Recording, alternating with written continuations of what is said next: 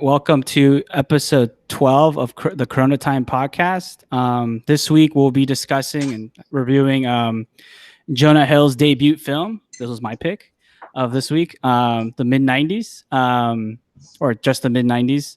And, just to start it off with this movie, because I remember watching the trailer a couple of years back and I was like, oh, I'm pretty intrigued. And I just, fell off my list and I just forgot about it. But, we've been watching recently like a lot of films that take place in like the 80s, like even the 70s. And I was just like, I know there's a lot of movies that came out in the 90s, but we don't have the same type of like nostalgic culture about like the 90s like we do like, let's say, like the 60s and 80s. And so a movie like this is kind of interesting. Also, Jonah Hill, who's a bit like, I would say like an older millennial, quote unquote. Like that, born in that, that early 80s, time frame. And I found like, I was a kid in the 90s. Well, we were kids in the 90s. So like there were some things I could relate to, but like I wasn't a teenager in the 90s. So that was a bit like, there was a bit of a, I wouldn't say gap, but like discrepancy with my own experience. But I actually enjoyed this movie. Like I thought like, I want to see more movies like kind of like this, like it's just about like just how the, before the cell phones blew up and like, and like how culture changed and like the, the internet age of social media. So yeah, I'll let you, take it away a little bit about like what your thoughts were overall about the movie and what you liked about it and like what you think about the style and also as a debut film of a comedian, actually a comedian actor. Yeah. So I thought it was a really good film. Obviously, being Jonah Hill's debut, it was pretty impressive what he was able to put together. This was definitely like a nostalgia piece to me, given that he was trying to sort of go into the time period of what it really felt like to grow up in the 90s. And what it kind of reminded me of quite a bit was like Boyhood in terms of sort of the style and direction. It's this kid trying to navigate his place and trying to grow up a little bit. But even despite the fact that we were both born in like the early 90s, and so we weren't really teenagers at that point, one thing that I definitely know is true, because when I was a little kid, I don't know if you had this same sort of memory, but one of my favorite sort of video games as a little kid was Tony Hawk's Pro Skater. I love that. So I know skateboard culture was a huge deal in the mid to late 90s, going into the 2000s, especially with X Games sort of picking up. That really started to grow, and even one of the characters dreams of being like a pro skater during this time frame. And so, that's starting to pick up quite a bit. And for a lot of kids growing up in the U.S., skating culture became sort of a big deal during that time point, and you could tell that Jonah Hill really wanted to explore that in this film. So what do you think? Yeah, to your point, yeah, I was even when I was because I rewatched it this week. Yeah, like I agree that like I remember that like I like playing Street Fighter, which is there's a little like tip of the hat with the T-shirt. And yeah, I mean, like I play like Tony Hawk, the Pro Skater like game like on my like my console. That was like one of those games where I wasn't really good at it. I even had like a skateboard when I was a kid. Like I tried it out for let's say like 6 months and I gave up on it. Actually, it was interesting. It was a skateboard, but it had like a the art on it was actually an anime character. So it was a full childhood there. But yeah, like you were saying with the X Games, I remember watching that like on my folks' TV. Like, even though like I don't watch anymore, I'm not really into like extreme sports, but yeah, it was definitely part of that. Like Tony Hawk was probably his most popular was when like in the 90s, because like I watched some side documentaries about like skate culture and stuff, and like the tricks they're trying to do and like how competitive it was, like doing the 720 spin and stuff, and like.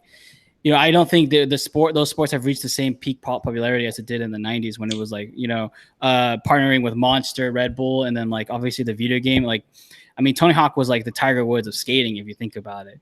And so, yeah, this film had a lot of nostalgia. I wanted to ask you, because one thing when I watched this film, the reason I wanted to talk about it is because like you're a lot more into the hip hop scene than I am.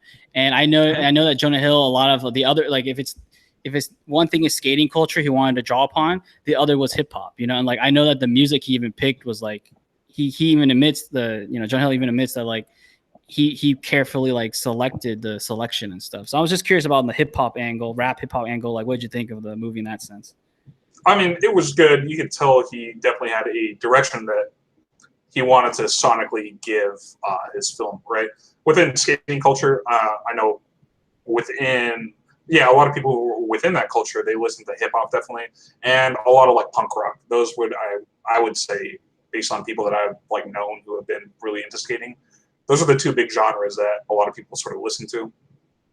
Given that it's the 90s and people sort of, especially a lot of people who grew up in the 90s, they consider that sort of the golden era of hip hop. You could tell that really influenced a lot of people during that time point, and you could tell that Jonah Hill really wanted to pay homage to that in terms of the songs that he picked throughout the movie. And unsurprisingly, they end the movie with it's a really famous 90s song.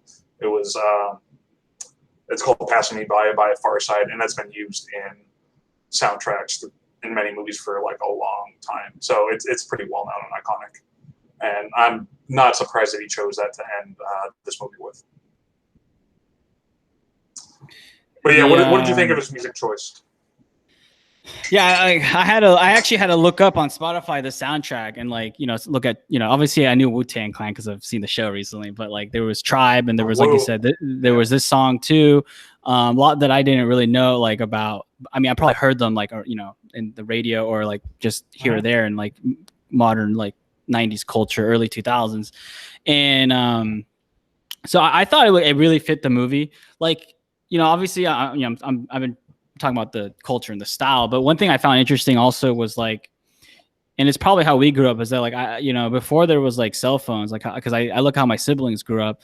Like you used to just like I didn't grow up in the LA, and also the Sunburn looks like he comes from like a, let's say, lower middle class, like not poverty but like not rich, and we'll get into the characters later. But like I bet it was similar. I bet it was same for you, that like you would, school would be over and let's say your parents didn't pick you up like right after like school ended, like you would just hang out. And like I remember for me it was more like either playing with sharing the Game Boy or like the 6 months I was doing skating pathetically, or or just hanging out, just talking and like, hey, let's shoot this ball, even though we sucked at basketball. I'm thinking like when I was like Sunburn's age, like that 12, 11, 10-year-old, Yeah, I played a lot of pickup basketball at that time as a little kid. And so you realize now that like before there was like this over connectivity with phones and devices, that like you kind of like I still use the computer heavily compared to probably other kids back then, but it wasn't until I got home after I did my homework and ate dinner, right? Like I wasn't like after school, I'm just gonna wait and like, okay, cool, yeah, how's it going? Because I've seen like my siblings do this, where like they're waiting for me to pick them up and they're just talking and they're checking their phones. Like, we would like you said, like, hey, you want to play ball? You want to play tag? Or you want to like play like Yu-Gi-Oh or Pokemon cards or whatever, Foursquare too as a little kid. Yeah, we used to play Foursquare or like handball or whatever. Yeah, so like there was a lot of like you were socializing, because it was like it's an important skill, but like nowadays I don't think that same level of socialization happens. Like I think you just have more options and more distractions if you choose to. So yeah, I mean, that's sort of one of the downsides of being always like perpetually connected all the time. Like there's never a time when you are like not away from the internet or not a click away from being on social media. And so like that's just super addictive for this generation specifically. Yeah, and to your point, I think it's like an homage type of movie, because like just watching some of the scenes, even though you could argue like it's nothing profound, but I was like thinking like, yeah, I remember like, hanging after school doing like just like, I don't want to cuss here, but like even though we should have gave a warning that one of the characters has a cuss word in his name, but like just shooting the breeze, So because we try to avoid sort of swearing on this podcast, keep it a little more professional. For that character, we'll just nickname him Wu-Tang, because throughout a lot of the movie he wears he wears the beanie. Yeah, he wears the the beanie too. But okay, we'll nickname him Wu-Tang, because the other characters are fine. Fourth grade, Ray has no nickname. What's the other character's name? Ruben. He's a normal name. Is there one other? Fourth grade, Wu-Tang. Fourth grade. I was actually the nickname I was gonna give him was FS. Like we can call him FS. Yeah. I like Wu-Tang because he does wear that all the time. He does wear that shirt, and then I even forgot what the girl's name. But we'll get into that later. But going to my earlier point about like just not like that that period before, like, let's say like the modern iPhone and Facebook age, that, yeah, like, you would just hang out and, just shoot the breeze, as they say, and you would let time, then your whatever, your older sibling or your parents would pick you up, and then you just have another day, I think that's kind of like gone now, because I think everybody gets cell phones so early, even if it's like a bad cell phone. Yeah, like that Yeah. era is just gone. It's in the past now. Technology has sort of eroded that era that we sort of knew and grew up with, and yeah, kids are not going to be able to sort of be able to relate to that time period. I feel like going forward. Yeah, and then there was the older consoles. That was interesting, but also like I remember like my first, like when I listened to music, I had to actually have like a Walkman with like CDs. I remember my mom having cassettes and yeah. stuff. So like what's interesting is that I jumped on the iTunes as quickly as I could when it was available, and LimeWire. But yeah, like the characters have like, they listen to music and they have like their Walkmans, and that's kind of like lost too, because now you just, the music industry has definitely gone through a revolution in the last like 20 years. So yeah.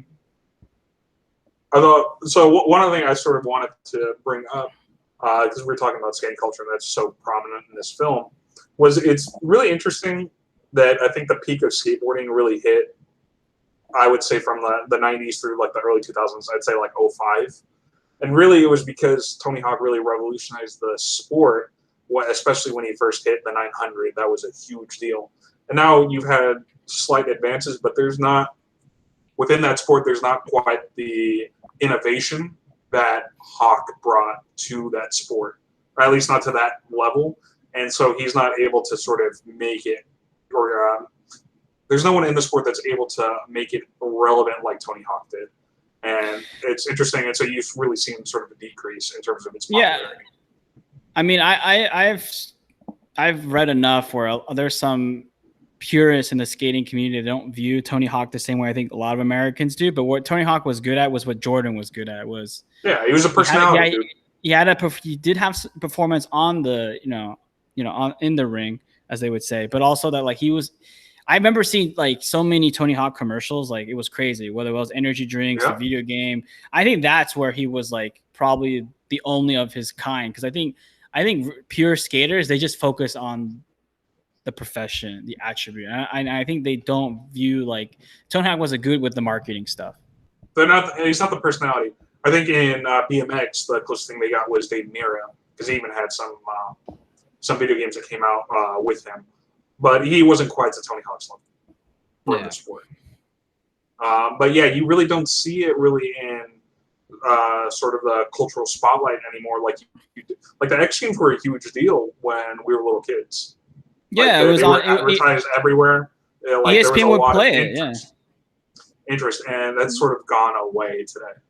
There's not quite that level of popularity. Yeah, what's interesting how the landscape is shifted, where now like one could argue that esports has really filled that void of like what are people interested in. That it's not with outside of the normal like big four leagues. Because you're right. Because I remember like I would, just if I was bored, killing time, I would put ESPN, and they actually would play like the whole day, like X Games, and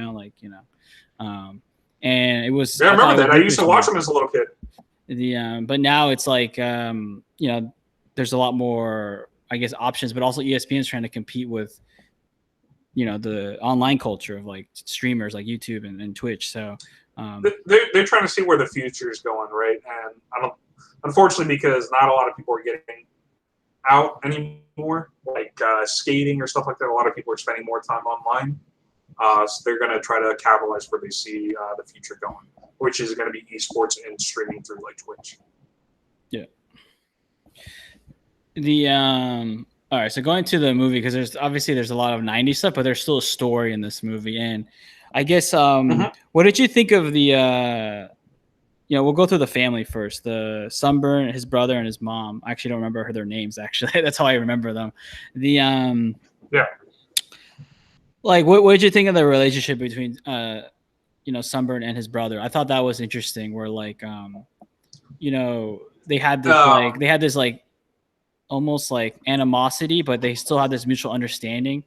Like, some of those scenes where like the older brother's punching the punching Sunbird. I thought they were like, like not like like distasteful, but like it reminded me of like now I think today that would be viewed as like abuse, but I think like how children interacted like even in the 80s and 90s was a lot different than today.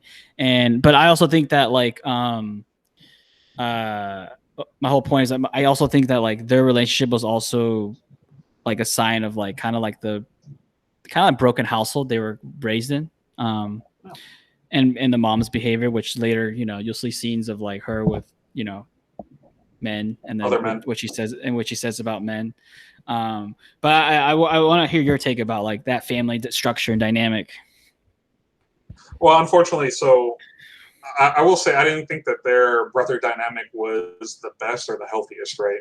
Because unfortunately, I think the younger brother was dealing with, or I'm sorry, the older brother was dealing with a lot of frustrations. It didn't seem like he really had a friend group. So he was kind of like felt lonely, sort of out of place, trying to figure it out. And I don't think he was very happy with the family dynamic back home, just being raised by a single mother. And I think he sort of took out a lot of his frustration, resentment on his younger brother, right? Because it's not a fair fight. There was such a huge age difference. And so he beat the crap out of his younger brother, who that wasn't necessarily like it wasn't a fair fight, nor was it for like fair reasons. So it was interesting to see that, and the younger brother didn't really pick up on that until Wu-Tang sort of calls him. They see the older brother like on the street, and they bump into each other, and the older brother's just he's talking smack, but then Wu-Tang calls him on it, like, you trying to start something? Let's go, dude. Let's go. And like he hesitated and didn't want to do anything. And then later on, he was trying to justify what happened and how the younger brother's friends are just, they're weak, they're soft. He could have taken them on. And so he was trying to justify or make it up like he's a tough guy to try to keep that persona in the mind of his younger brother. But you could tell at that point that sort of view that the younger brother had of his older brother as just being super tough and almost untouchable just sort of went away when he saw that he didn't do anything when Wu-Tang called him was just challenging him to fight. So it was interesting seeing that dynamic. The dynamic of the mom, unfortunately, was just, you could tell that she just has bad taste in men. She always goes after them, and it's sort of the case of just one bad decision after another, and you could tell that both of her sons kind of have resentment that she was kind of just like trying to date, and she would sleep with these men and never really found any sort of consistency. And so it's not surprising that both brothers sort of lashed out the way they did, given the family dynamic that they grew up in. Yeah. I know we're trying to avoid like language. I'm gonna try to like explain it without any of the language, but this movie obviously has some crass language. Also, I don't know if you read this, but actually Jonah Hill got a lot of criticism for his liberal use of the N-word, not the hard ER one, but the one with the A. And I listened to a pod where he was trying to explain that like he got huge like pushback from obviously by who no, who were they getting mad at? Which character were they getting mad at? In general, they were. I think most of the characters were maybe not Sunbird, but I know like the other characters like Wu-Tang and I think it was mainly Wu-Tang and Ray. Wu-Tang and Ray. Yeah, those are the only two that I caught. But Jonah Hill was saying like he got a lot of like. But there were no other characters, and they were both. They still had issues with it. But what I found interesting with Jonah Hill was his response was that like he's not like trying to moralize it, but he's saying that this is how like in his experience growing up. That's how they talk. Yeah, that's how they talked, and like ignoring that just diminishes history. But I thought it was interesting how much he did get like some feedback on that. It shows you how much the climate is now. Yeah, I mean, a lot of the like language has evolved today, right? Where certain words that may have been acceptable in the 90s we no longer find acceptable. Yeah, I mean, they were. It was not just the N-word they were using; they were also using the derogatory term for people who are homosexuals too. Yeah, like That's pretty liberally. that as well. And I think so. My what I want to get to is that I know that like in the beginning, like you know how like it reminds me of like to your point how like obviously language was different, but also like you know you would just like talk about random dumb stuff. And like they're doing that joke of like, would you rather? I've heard this variation so many times. Like, would you rather do A Oh or my gosh, B? yeah. But I'm not gonna say the joke here. But like, yeah, A or B. But like, because they're so like just shooting the breeze and just laid back, like it's because it's always the hard part in the beginning, right? When you don't have an icebreaker, right? Like think about today, like when you were like in your own friend groups, right? Like you need some kind of icebreaker, whether that's a classroom or your new job or something. But in this case, for Sunburn, it was like he wanted to be into skating. He was just hanging around, but this was the icebreaker while got talking and he got a connection. And it was this. Are you talking about the dynamic where they're talking about certain people getting sunburned? Well, that leads to it. No, I mean like initially, if you go back to the scene, it's just like he gets, they first like talking earlier about like, would you rather A or B? And then he gets asked, right, the second time. So John Hill does a good job of like setting it up where like they talk about it even though he's not really like involved. And the second time it comes up, he gets asked like, oh, would you rather, A or B? And he's just like, what? And then like I like how he's like he answers like in a follow-up question like, what are black people? And then like everybody's just like, what? But my whole point, that was an interesting dynamic there. That sequence. But I think what Jonah Hill, I think what Jonah Hill was trying to capture was that like nowadays everybody's like, so like they almost have like the fast-paced mentality of like they want to get to A, B, C, and like these meaningful relationships, connections sometimes happen out of the spontaneity of just hanging around, conversation, which I found like again like I think. I'll give Jonah Hill a lot of credit because I think he put a lot of more thought than people think in this film. Sure. Because he wanted to make it seem pretty natural and organic. And that, in trying to capture that on film, that takes a lot of planning. And I'm sure he went through multiple iterations of what sequence he really wanted to put out there for the film at that point.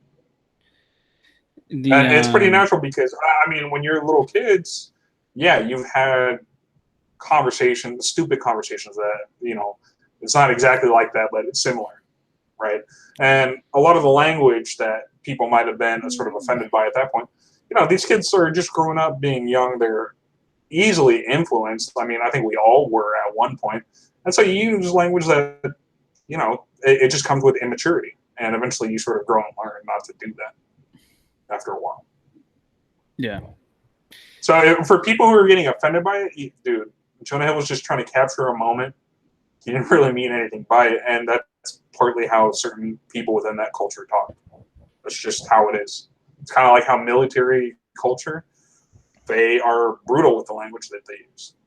Yeah. I know with Wu-Tang, which it's funny how we're calling him that. He also has his character is interesting because also he has some interesting scenes where Ray is calling him out that like when he lost the car because of his poor grades, and he goes off about like, oh, I don't want to like live that life. I don't care about. He said working hard is corny. Yeah, and then Ray is like he pushes back saying like he thinks the opposite because Ray is trying to become a pro skater, which later plays into the Wu-Tang like just I guess disrupting his chances. But like I think it goes back to like when you're young. Like this is why like probably role models and like mentorship is important because you can see what happens when you don't have like you're aimless a little bit. Oh, sure. I thought so going back. Sorry, I had to, this is what there's like a handful of scenes that I just like love in this movie. One of them is when they're going up, they're making fun of the Rent-A-Cop. I just love that. I was laughing so hard, dude. I was just like, like when he's a comedian too. I think the guy that played that character too. Okay, I can see it. I mean, he was pretty clever and witty with some of his lines. Especially, like, I did die a little bit when he tells the Rent-A-Cop, you need Jesus. No, you need Jesus. They were just going back and forth. Yeah, it was hilarious, dude. I was laughing so hard when it's just like his Sunbird's like he's still new, right? He's like, oh, maybe I will listen to him, and then Ray's like, no, it's just a Rent-A-Cop. I was laughing so hard. I was like, the security guard. I was like, "This is so funny, dude." And then like the cop goes like, "Man, you can't even be saying the N word, dude. You look Samoan." Samoan. And then like all the group, they're like, "Yeah, that was a good one. You got a point." Kind of has like the hair that could be I was identified with just like, Samoans. I was just dying, dude. So this movie had like interesting balances of like when it was serious, when it was just like And no where it's tone, funny. and it was just hilarious, And I actually think that's what kind of makes good movies is that they need to have like usually multifaceted. Sure. But yeah, I that scene was like so funny. I was just like, I'm always gonna remember that now. When I see security guard, I'm gonna think Rent a Cop.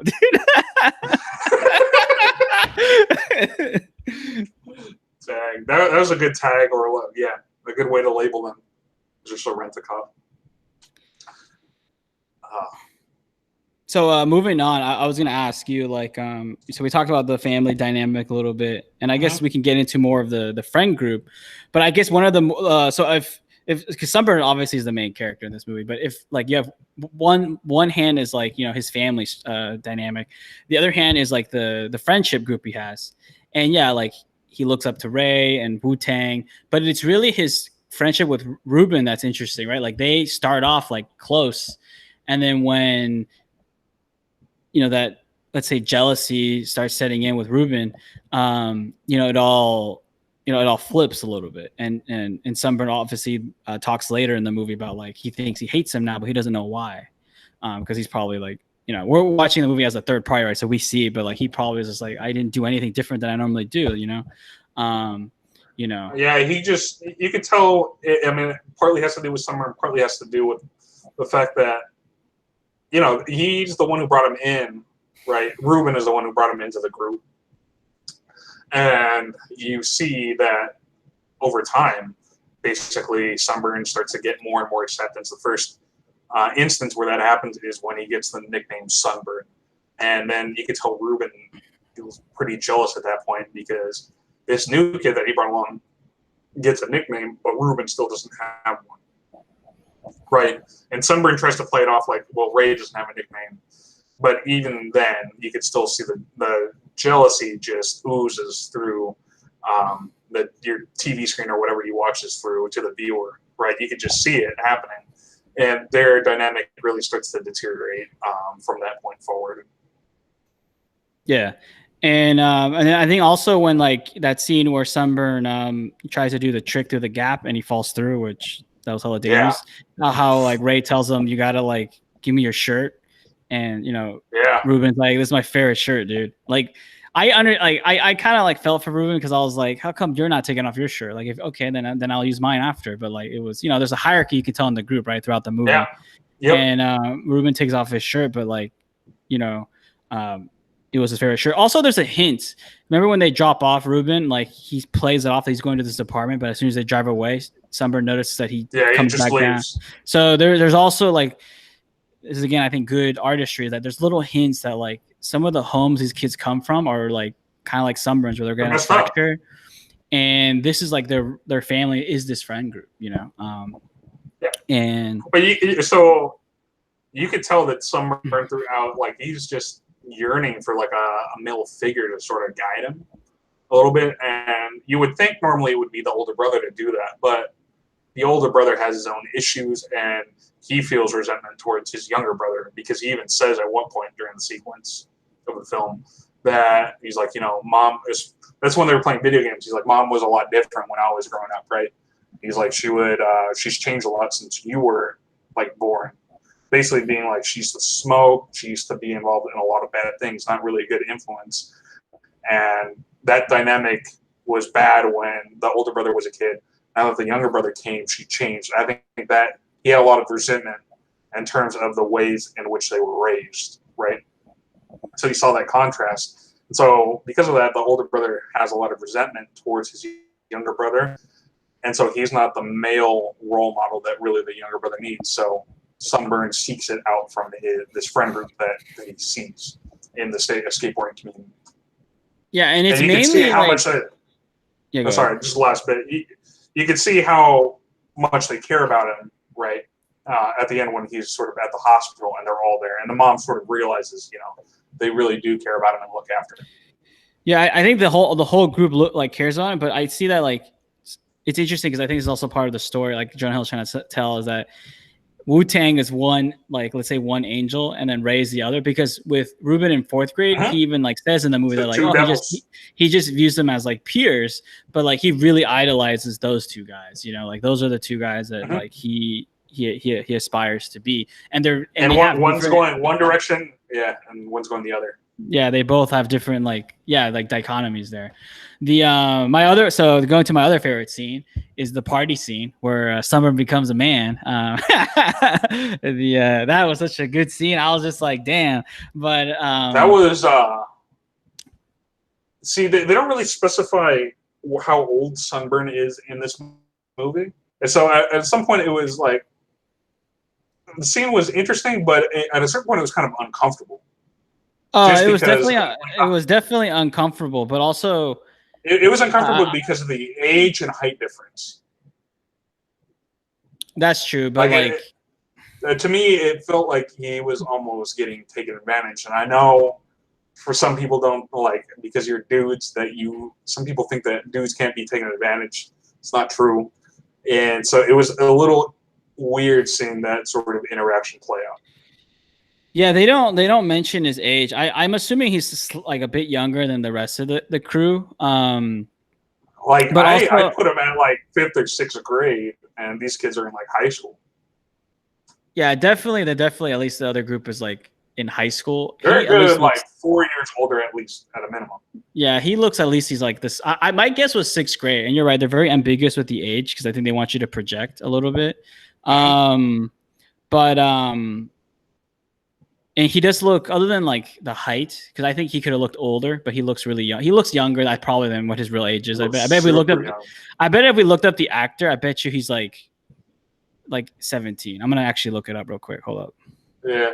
No, I think so. Oh no. He's actually 14, so he just might be like short for his age, or like I was like short, Well, so he's he was 14, right? so. But it was actually 2 years ago he was 12 though. So 12. Yeah, damn, dude. He was young. So they played him. I think they wanted to make him seem like he's a 6th grader, basically going into middle school, right? And he's looking for that influence to start hanging out with some high school kids.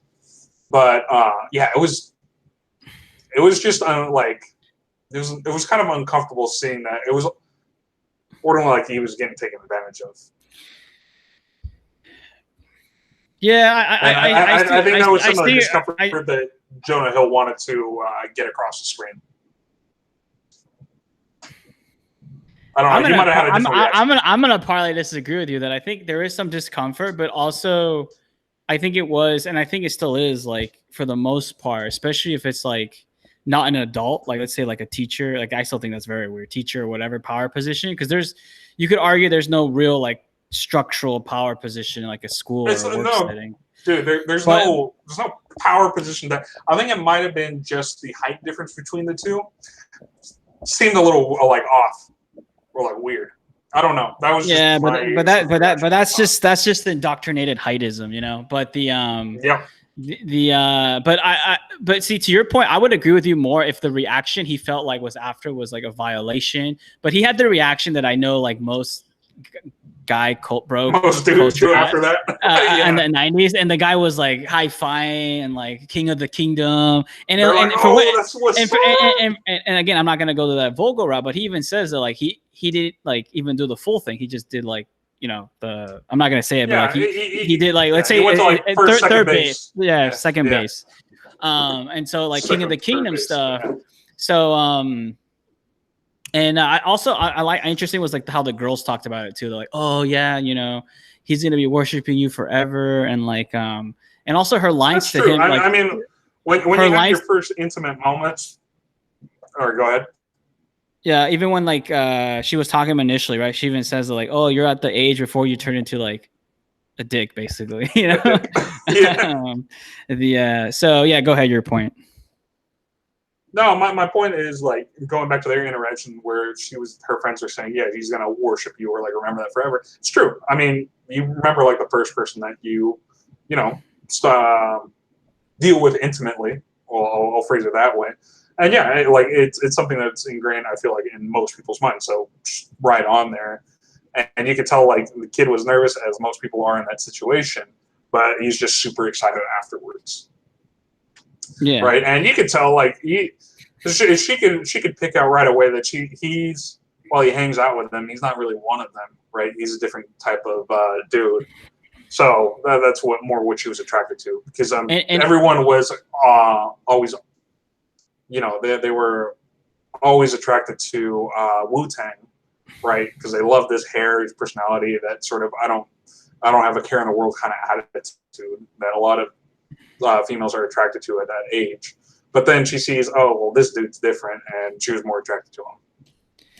Yeah, so it's a shame that we're not going to say his name, but I also, there was an important line where she asked Sunburn, like, is his name this because is Wu-Tang's name this because, so that's what's a shame about. We're not going to say the name, but like there was a good line there, Yeah, but like also in terms of the characters after that moment, even though Sunburn may be at the peak of his popularity and he later goes home and, his brother, like him and scuffle, you see that in the background that Ruben is like a bit jealous again. Cause like, he's like, what the heck? Like this guy's like king of the kingdom and I'm like falling, my status keeps dropping. Because he probably wanted to be in that situation. Yeah, I mean, everyone, like, you never want to fall off or fall out of your friend group, and that's the direction where it seemed Ruben was sort of going. And there were some other things that we'll get into where you see the dynamics start to fracture more and more throughout the film. But yeah, it was an interesting scene, sort of the party scene. I mean, I think it's something that a lot of people can sort of relate to when you're at that age or a little bit older. Going to, and yeah, you can really tell that Jonah was really trying to hit the nostalgia factor for like a lot of people who are sort of growing up during that era with a lot of scenes like that. Yeah, I think I'm trying to remember any really like really important scenes. So the scene where Ray and Sunburn are talking, and I forgot what preceded that, but remember Ray mentions that like his brother had died. And that was a tough scene. What like precedes it is that the mom freaks out over like her son coming home late, and he was messed up after the party. So then she goes and yells at the friends, and then Sunburn is super bummed. So Ray and he sits outside, so Ray goes to talk to him, and because he's like saying how much he hates the situation, what's happened, it's dynamic with his mom, he hates all that, and he's like, dude. He's like, yeah. He's like, we all have stuff we go through. He's like, but he's like, if you knew everybody's like, like how everyone truly feels in their lives, you wouldn't trade your position for theirs. He's like, that was tough. Like hearing sort of the scripted lines. It's like, dude, he's like fourth grade. He's like, he's one of the poorest people I've ever met. He's like, his family can literally barely afford to give him socks, man. He's like, there's like $2, and they can barely get by like getting a pair of those. And then he like goes on and lists all the issues of everybody else, and then you like hear the story about his younger brother and how Wu-Tang was there for them to go skate, try to like get him out of that depression. And he's like, so I'm going to do the same for you. Let's go skate. He's like that. Yeah. That's how you know you have like a true friend at that point. Yeah, that's that was an important scene. That. I was trying to go and think of like all the important scenes. I know that one was very important too. Like, I mean, I enjoy all the other scenes too that made me laugh or cringe or cry, but that one was like, like I say with this movie, like it has like it's a multifaceted, like it has those high points, those low points, and those like, very somber, like that scene. Like it's one of those important scenes about the friendship, but also about like, they're all in it together. Like they've all got issues and, they have to just do their best to support each other. And it also gives insight into why, even though Ray and Wu-Tang disagree, there's still that underlying, like, okay, we've been through battles, because other than that, like I said, the movie's short. Like if you're listening in, like it's like 91 minutes, I think, or actually less. I think it's actually like 86. No, it's less. Yeah, it's like 86 minutes or something like that. So, because I remember like I was watching it on Amazon Prime, and I know like it goes to like, like 1 hour and like 21 minutes, but that might be with credits and, at the beginning and it might not be the running time. Because like, other than like that, like Lofties we talked about, even though we're out of order, it's the crash that really is like the end, right? Like, Wu-Tang is clearly not able to drive. They get in the accident and then they're at the hospital and then they fourth grade plays the nostalgic movie. You know, like I like how also like it's VHS and even like the style though, like when it's like they play it, I was like, I remember these homemade videos in like the 90s and early 2000s. You know, now we have such good we have such good cameras that like we won't get any of that grainy footage. But there's something I think that I don't know what it is, but seeing that it's kind of like brings you back to it's definitely like a nostalgia feel. It's kind of like how certain people are really into vinyl because you sort of hear this sort of with audiophiles, you really hear that sort of grainy needle drop sound on it that some people just, it's like a warm feel. It kind of brings you back to like a different time. And so some people actually, I feel like some people like seeing that just because, it brings them back to a more nostalgic kind of era. Yeah, I mean, I know like this. I'm gonna make a South Park reference, but this movie definitely gave me a lot of those member berries. Member berries. I know it did. Reminds you a lot of sort of growing up, for sure. And that's why I sort of likened it to Boyhood, because Boyhood literally follows the development of like a kid going from like when he was a very young kid throughout. Now this sticks to that period of time when he's just a little kid, but I sort of got that sort of nostalgia feel from that movie too. Yeah, and I'm impressed also as like a first film for like somebody who was more on the acting side that, it was really like the whole movie from start to finish flowed. It made sense. And like, I'm not gonna say it's like a masterpiece, but it's a movie that like, I watched it twice now and I've genuinely enjoyed watching it both times. So that's probably one of the bigger compliments a viewer can ever give to a movie. So. Yeah, I think what really helped this movie a lot, like we talked about earlier, was really the music score, right? You wanted to hit that right just to give the viewer sort of the feel that you're trying to convey.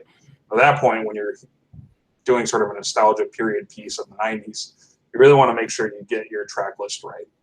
And I think Jonah Hill did that especially with a lot of that hip-hop tracks that he laced throughout the film. Yeah, and to give a shout out to, I think his name is Lucas Hedges.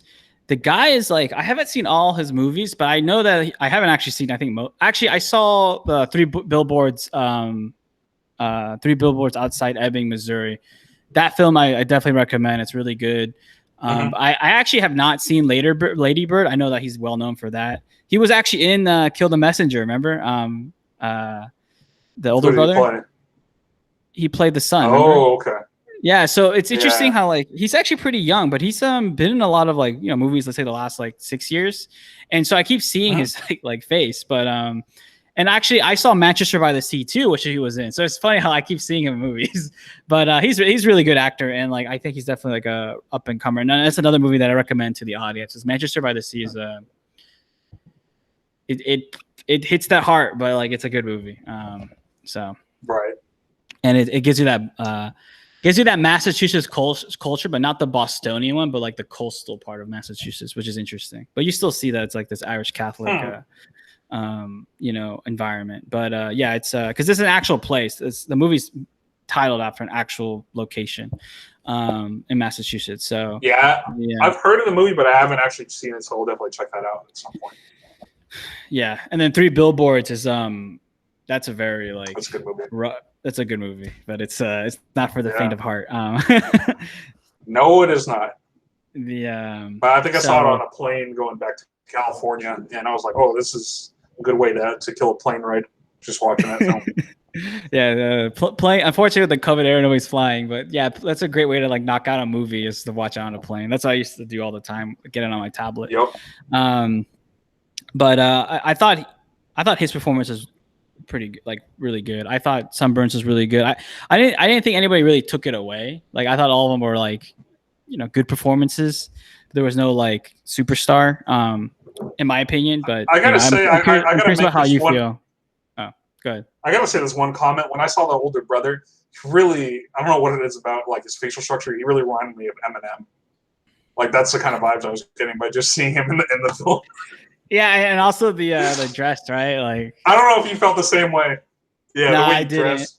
I did it probably because I see so many of his movies now. So it's like, oh, he's just playing a different character. Wow, what range he has. Yeah, but at that point, I was just like, yeah, you remind me, especially being in the 90s, Like Eminem was super Yeah, popular in the late '90s. yeah. I was like, you're reminding me of Eminem right now, My especially if favorite. he bleached his hair.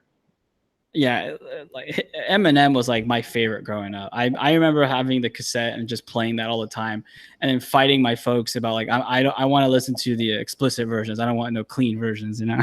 The Marshall Mathers LP. Dude, I must have listened to like White America like 80,000 times. I mean, it was such a I just that song like was so good. And then like when I'm gone, like it's just like I just the early Marshall early Eminem is like the best. Dude. In my opinion. It's wild. It's interesting seeing. I'm sorry, we're going to get a little off tangent, but I just want to make that point. It was interesting, like seeing Eminem's early career because he was really known for like a lot of people sort of like how it kind of ties in because a lot of this movie embraces elements of hip hop. If you see like hip hop up until that point in the late '90s, there wasn't. There was a lot of gangster rap. There was a lot of different genres. The '80s was like Run DMC. They all had their sort of pockets. Eminem was like the first one to really have like he was interesting in terms of his content because it was wide ranging and pretty brutal. But on top of that, he was more known for his antics, which really propelled him to sort of superstardom. Right? He was this white boy from Detroit who would bleach his hair, have crazy lyrics, and he was just having antics. He would go and call out people like it was nothing, like Britney Spears, Christina Aguilera, and the real Slim Shady. It was interesting seeing that, and I don't think anyone's quite been able to emulate it to this point. Like, there's been people who've tried and people were popular, but he was the one who sort of pioneered that. Yeah, he even had beef with Mariah Carey. I remember that. That was a long time ago. Yeah, well, because he called her out in his song, The Real Slim Shady. Yeah, and so that created a lot of drama. Or no, that was Christina Aguilera. His Mariah Carey stuff was later on. Yeah, I forgot what song that was, but I know that Mariah Carey, like, she made a song reacting to him called like something like Obsessed By, or something to do with like the whole lyrics was just "You're obsessed by me" or whatever. But yeah, no, I mean, it's to me, yeah, I mean, to me, it was like, to your point, like I mean, I would say that like there was Biggie, and there was like, oh yeah, the older brother wears like a Nas shirt. That was cool. But like there was like there was all those references to groups. Yeah, there was like I think when he really like you said, to your point about when you really knew that he was a different superstar is when he won that Academy Award for like best soundtrack, I think, for 8 Mile. Yeah, and that whole movie, I think that's when it was like the peak of his like popularity. You talking about 8 Mile? Yeah, I think for most artists, like the peak was like the record deals and like them performing and stuff. But like it was very rare for like a rapper of his, like, let's say, skill set to be recognized by like Hollywood, even, which hasn't always been. Yeah, I mean, go ahead. It's just wild because generally the most popular people tend to be like more like pop artists within sort of Hollywood or mainstream sort of music. But Eminem was like very different character. He's very flamboyant, over the top, obnoxious, and just borderline exhibited degenerate behavior.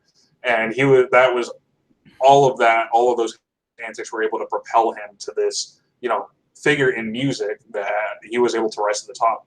It wasn't until he was the number one selling, I believe, rapper up until recently when Drake surpassed him. So that just goes to show like how his overall just overarching personality really was that far-reaching, and it was pretty impressive. But anyway, sorry, we got off to like a tangent going into Eminem. The older brother, something about him just reminded me of Eminem quite a bit. Yeah, I personally didn't get that, but like now I'm thinking about it, like, yeah, the dress thing, but like the dress, the haircut. It didn't click in my brain until like you said it now. So I guess because it's a short movie, like I knew this would be a little bit shorter, like podcast. Mm-hmm. I guess, do you have any other final thoughts about the film? Anything, that specific scene you want to bring up? I thought I hit most of the big ones. Yeah, we definitely hit most of the big ones. You can just kind of see based on like it's a nostalgia piece, and part of growing up, I'm sure this has happened in most people's lives. Definitely has happened in mine. You get really close to certain people that you grew up with, and then oftentimes you sort of, just fall out of favor with certain people, and you lose friendships. It's part of natural. You could see some of the friendships, while they're still strong by this or still bound together by the car accident. You can see the direction is just starting to leave, especially between Ray and Wu-Tang, because Wu-Tang doesn't care. I mean, that dynamic or that mentality of working hard, being corny is just stupid.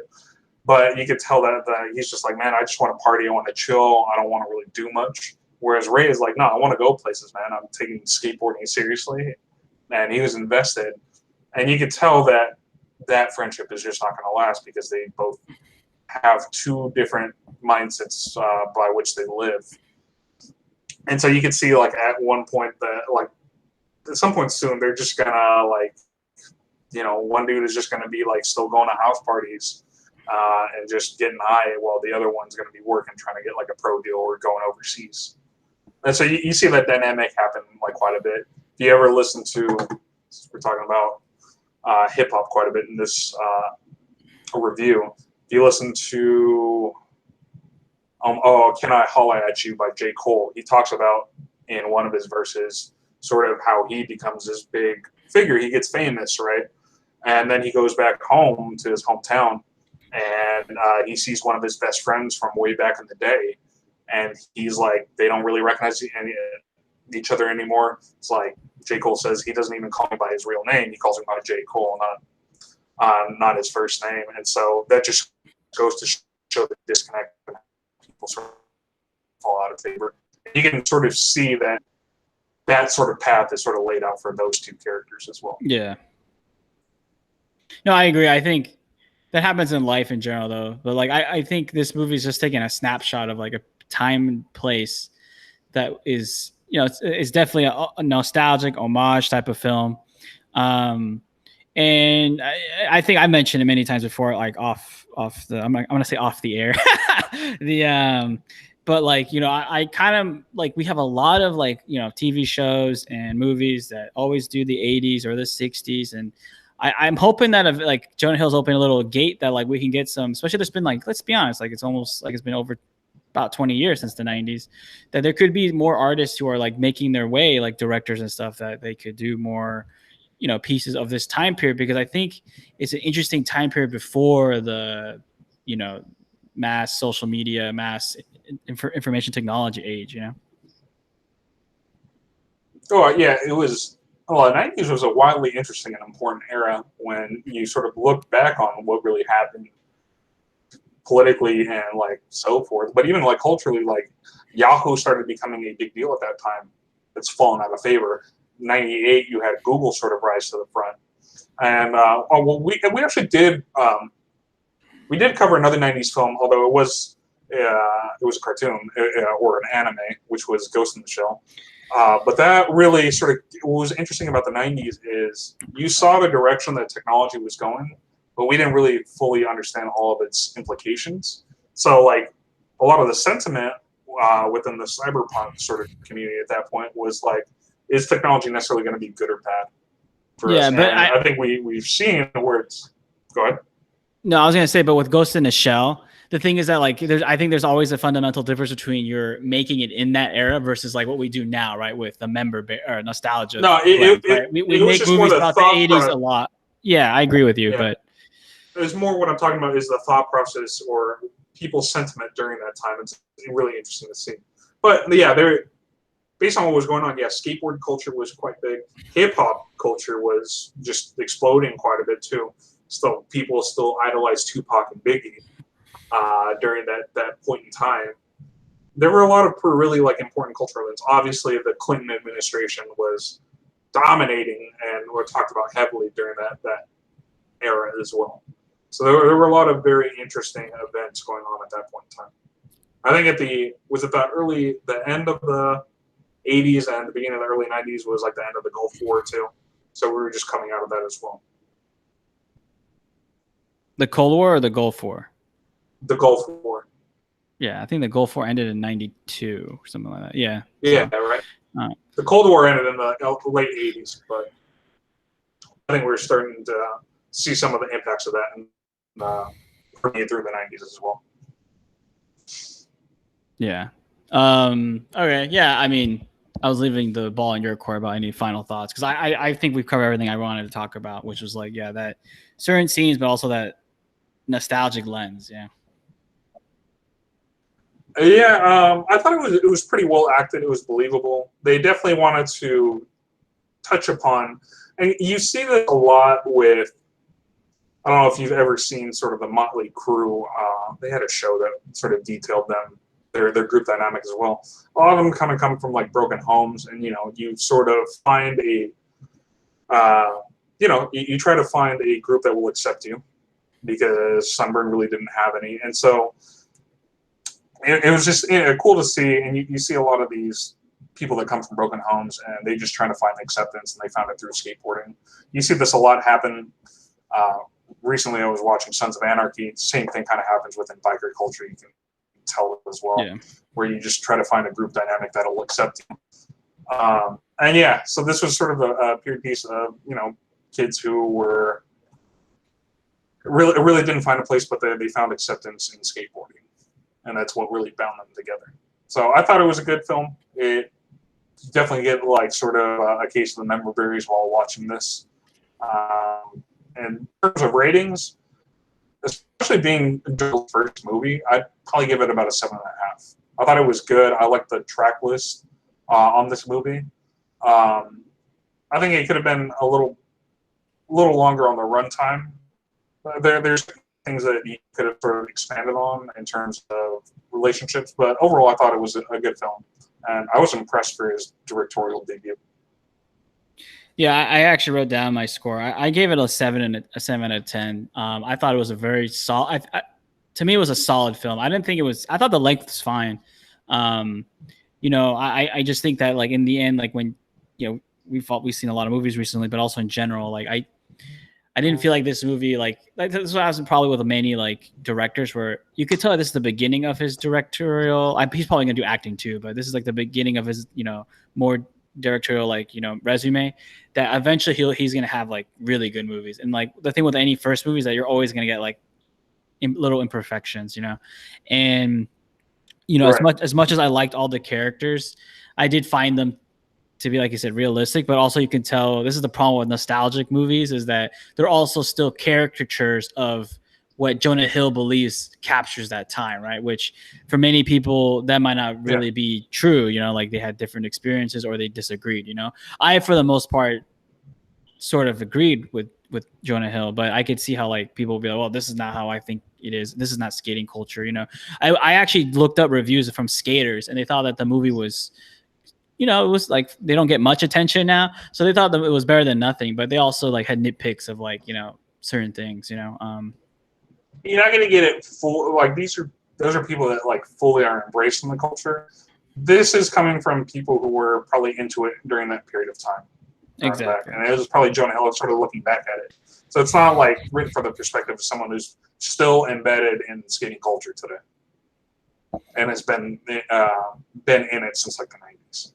Yeah, but this is definitely one of those someone movies who grew up with it as a little kid. Yeah, I agree. And this is one of those movies that like I actually would easily like push and recommend. It's short.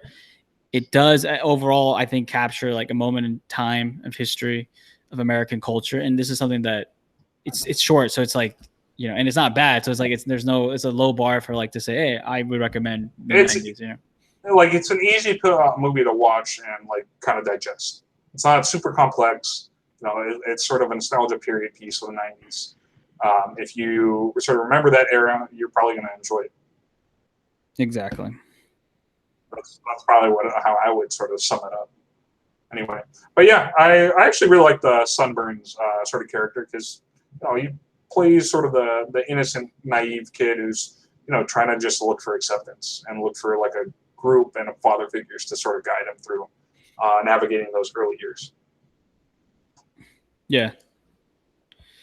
So, I mean, I think that covers it. I think episode 12 is a wrap. So, yeah. Well, stay tuned. If you enjoyed our commentary on the review of the Mid90s, please like and subscribe.